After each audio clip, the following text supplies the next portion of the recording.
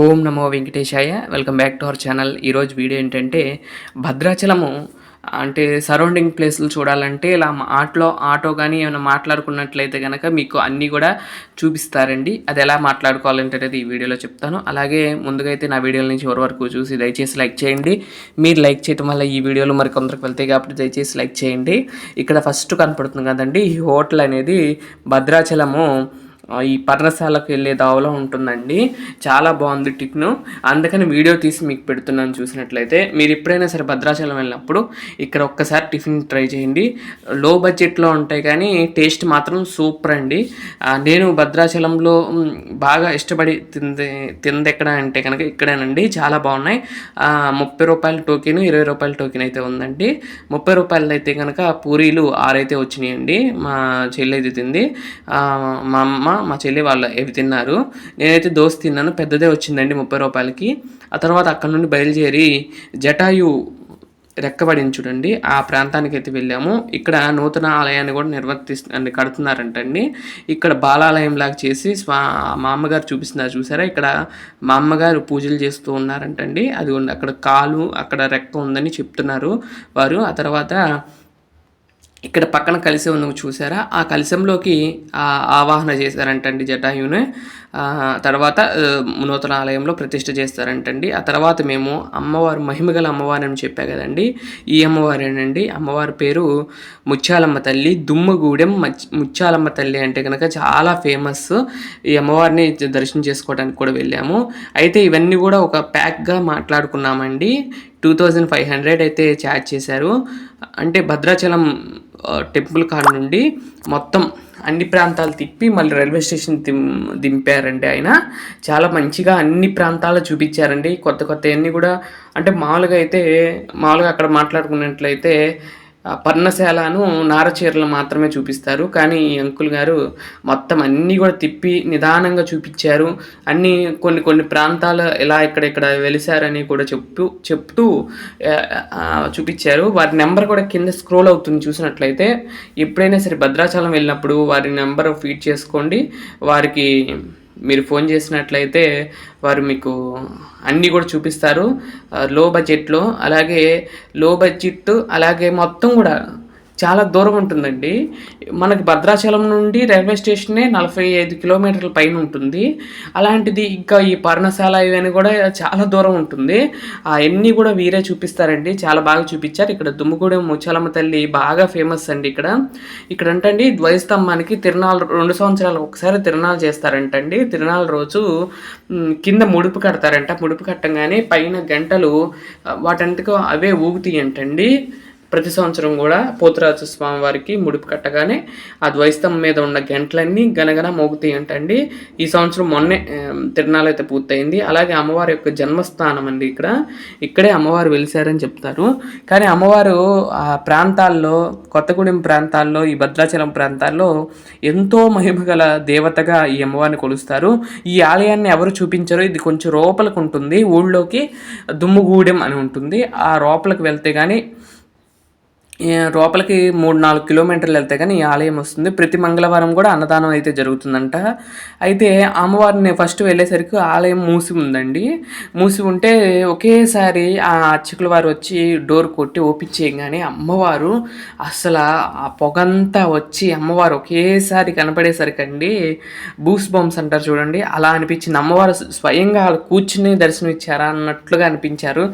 అంత ఆనందంగా ఉందండి. చాలా బాగున్నారు అమ్మవారిని చూస్తుంటే, అలానే చూడాలనిపించింది. అంత బాగున్నారు అమ్మవారికి ఇక్కడ అన్నదానం కూడా జరుగుతుందంటండి ప్రతి మంగళవారం. మీరు కూడా ఏమన్నా వెళ్ళినప్పుడు అన్నదానానికి మీరు కూడా ఇవ్వాల్సిందిగా నేను కోరుకుంటున్నాను. ఇలాంటి ప్రాంతాల్లో అమ్మవారి యొక్క కరుణా కటాక్షాలు ఉండాలి మనందరి మీద అని నేను కోరుకుంటున్నాను. దుమ్ముగూడెం ముత్యాలమ్మ తల్లి అంటే కనుక భద్రాచలం ఏరియాల్లో చాలా ఫేమస్ అండి అమ్మవారు. వీడెప్పుడు మంగళవారాలు, ఆదివారాలు చాలామంది వస్తారు. కాకపోతే ఊళ్ళోకి ఎటువంటి బస్సు కానీ ఆటో కానీ సౌకర్యం లేదండి. ఇలా ఓన్గా వెహికల్స్ మాట్లాడుకుని వెళ్తారంట అమ్మవారి కోసం. చాలామంది వస్తూ ఉంటారండి. అలాగే అదే దోవలో చిన్న అరుణాచలం కూడా చూపిస్తారండి. కాకపోతే ఆ చిన్న అరుణాచలం అనేది ఒకే ఒక వీడియో అండి, పెద్దది. ఆ వీడియో రేపటి వీడియోలో వస్తుంది. అయితే ఇక్కడ కూడా చాలా బాగున్నాయండి. ఫస్ట్ జటాయు చూపించారు, తర్వాత దుమ్ముగూడెం ముచ్చాలమ్మ తల్లి, ఆ తర్వాత చిన్న అరుణాచలం ఫస్ట్, రెండోది చిన్న అరుణాచలం అనుకుంటా, తర్వాత ఈ దుమ్ముగూడెం ముచ్చాలమ్మ తల్లి, ఆ తర్వాత పర్ణశాల చూపించారు. పర్ణశాల తర్వాత నారచీరలు కూడా చూపించారండి. ఈ విధంగా మొత్తం కూడా చూస్తూ వచ్చామండి. ఆ ముచ్చాలమ్మ తల్లి మాత్రం చాలా బాగున్నారు. మీరు కూడా దర్శనం చేసుకోండి. అమ్మవారిని కోరిన కోరికలు తీరుస్తుందంటండి. కోరుకోండి ఒక్కసారి, అమ్మవారి కోరిక మీ అందరి కోరికలు కూడా తీరుస్తుందంటండి. అంత ఫేమస్ అంట వారు చెప్పగా నేను విన్నాను. ఇలా ఉంటుందండి ఆలయం, చాలా పెద్దదేను, చాలా బాగా ఉందండి. ఇంటి ముందు కూడా చక్కగా ఇవన్నీ కూడా ఉన్నాయి, మండపాలు ఉన్నాయి, అన్నీ కూడా చాలా బాగున్నాయి. ఆ తర్వాత అక్కడ నుండి అదిగోండి ఆట ఆయనండి, చక్కగా మనం ఎక్కడైతే ఆపమంటున్నామో అక్కడే ఆపుతున్నారు. కొత్త అన్ని ప్రాంతాలు చూపిస్తూ మనం తీసుకువెళ్తున్నారు. చాలా ఆనందం అనిపించింది ఇలా దొరకటం కూడా. అయితే భద్రాచలంలో దిగంగానేనండి ఎదురుగానే భద్రాచలం దిగంగానే road, Bhadrachalam road railway station దిగంగానే ఈయన కనపడ్డారండి.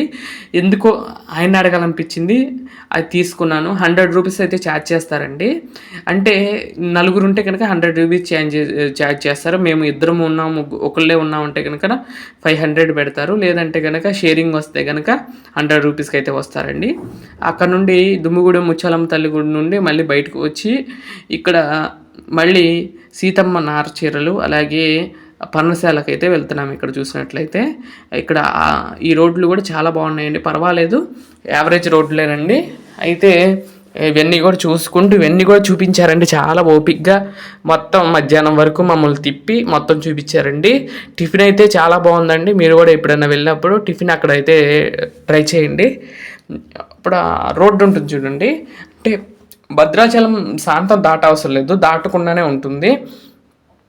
అక్కడైతే టిఫిన్ అయితే చాలా బాగుంది. మీరైతే టిఫిన్ చేస్తారని నేను అనుకుంటున్నాను.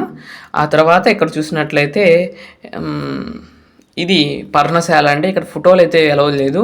కాకపోతే ఏం లేదండి, పర్ణశాలలో ఏంటంటే ఒక చిన్న గుట్టారం వెళ్ళేసి ఆ తర్వాత అక్కడ ఇవన్నీ ఉన్నాయండి. ఏంటి అంటే అమ్మవారు ఎలా ఎత్తుకెళ్ళారు ఏంటి అనేది కూడా, అమ్మవారిని ఎలా తీసుకువెళ్ళారు ఏంటి అనేది ఉంటుంది, అంతేనండి.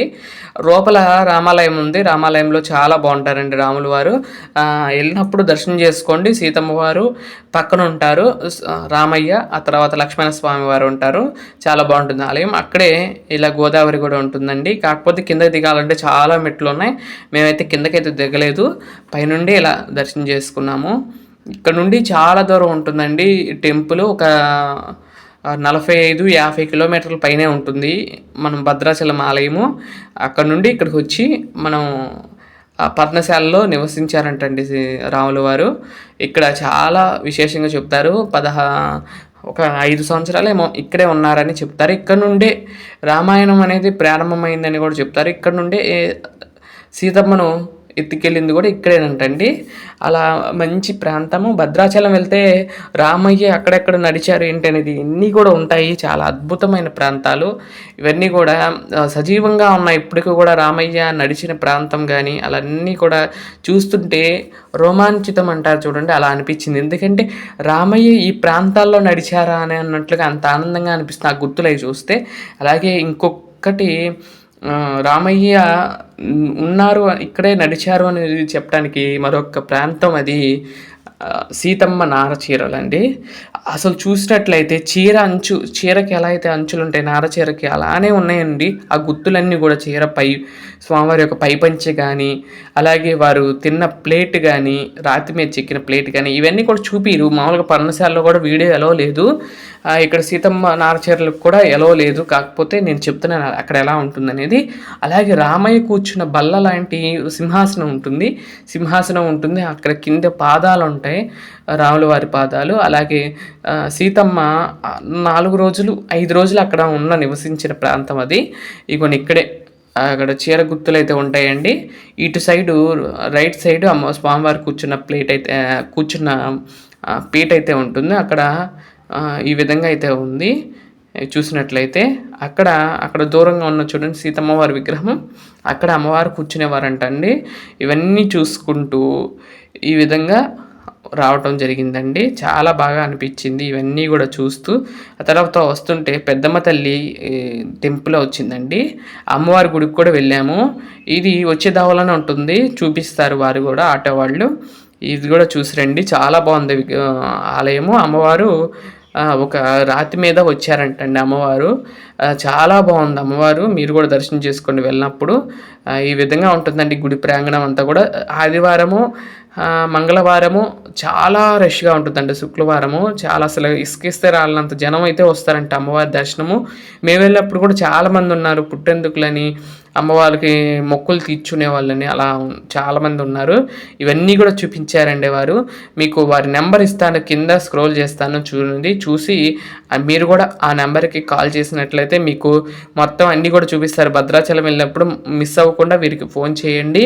మొత్తం మీకు ఒక ప్యాక్ లాగా మొత్తం అన్నీ చూపించి మళ్ళీ రైల్వే స్టేషన్ కావాలంటే రైల్వే స్టేషన్లో, బస్ స్టాండ్ కావాలంటే బస్ స్టాండ్లో, ఎక్కడ కావాలంటే అక్కడ దింపుతారండి. అదండి ఇక్కడ అమ్మవారి యొక్క జన్మస్థానం అండి. పెద్దమ్మ తల్లి అమ్మవారి యొక్క జన్మస్థానం. అమ్మవారి ఆలయం ఈ విధంగా ఉంటుందండి. రోడ్డు పక్కనే ఈ విధంగా ఉంటుంది అమ్మవారి ఆలయం. నేను కూడా దర్శనం చేసుకున్నాను. మీరు కూడా వెళ్ళినప్పుడు ఇవన్నీ కూడా దర్శనం చేసుకోండి. ఇప్పుడు ఆటో ఆయన పెడుతున్నాను చూడండి, ఇలా ఉంటుంది ఆటో. ఆయన కూడా చూడండి, ఈ ఆటోలో అయితే తీసుకొచ్చారండి మమ్మల్ని. తర్వాత ఇంటికి వచ్చినాక ప్రసాదాలు స్వామికి నివేదనగా పెట్టి ఆ తర్వాత మేము కూడా స్వీకరించాము. అక్కడ అమ్మవారికి స్వామివారికి ఇష్టమైనది ఇప్ప పువ్వు అంటండి. వారు అరణ్యవాసం చేసినప్పుడు ఇప్ప పువ్వు అయితే ఎక్కువగా తినేవాళ్ళు ఈ భద్రాచలంలో ఉన్నప్పుడు.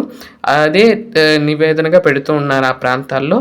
అవి తెచ్చుకున్నాము స్వామివారిది. అలాగే లక్ష్మణ స్వామివారి పసుపు కుంకుమ రాళ్లను పుట్టించారంటండి, కొండల్ని. ఆ రాళ్ళు కూడా అమ్ముతున్నారు అక్కడ. 50 రూపాయలతో తీసుకున్నారు, అది కూడా తెచ్చుకున్నాము. ఇప్పపూలు ఈ గిన్నె నిండా అయితే 20 రూపాయలు అయితే ఛార్జ్ చేశారండి. ఆలయం గుడి దగ్గర అయితే భద్రాచలంలో గుడి దగ్గర అయితే 50 రూపాయలు 60 రూపాయలు తీసుకుంటున్నారు. కానీ ఇక్కడ మేము తీసుకుని నాడచీరల దగ్గర తీసుకున్నాం కాబట్టి 20 రూపాయలకి ఇచ్చారండి. పసుపు కుంకుమ రాళ్ళు అండి, చూసారా? చేతికి కూడా అలా అవుతుంది పసుపు కుంకుమలాగా. ఇదండి లక్ష్మణ స్వామి వారు పుట్టించిన పసుపు కుంకుమ రాళ్ళు. నా వీడియో కనుక మీకు నచ్చినట్లయితే లైక్ చేయండి, షేర్ చేయండి, సబ్స్క్రైబ్ చేయండి. మరొక మంచి వీడియోతో రేపటి వీడియోలో కలుస్తాను. అంతవరకు సెలవు. నమస్కారం. ఓం నమో వెంకటేశాయ.